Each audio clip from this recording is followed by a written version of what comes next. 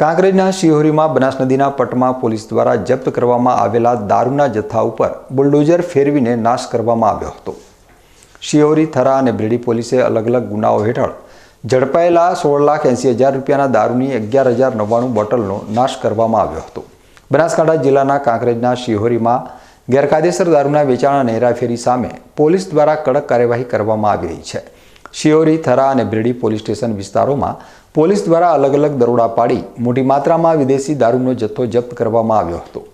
પોલીસે જપ્ત કરેલા દારૂની બોટલોની કુલ સંખ્યા 11,099 હતી, જેની કિંમત અંદાજે 16,80,000 રૂપિયા આંકવામાં આવી હતી।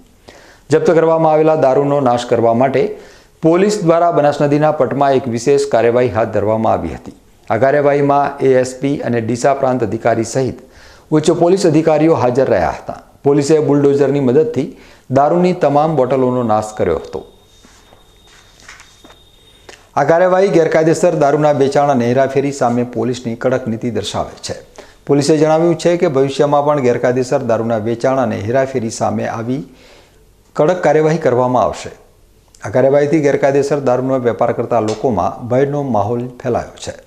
પોલીસ દ્વારા આ પ્રકારની કામગીરી ચાલુ રાખવામાં આવતા ગેરકાયદેસર દારૂના વેચાણ ઉપર પણ કાબૂ આવશે।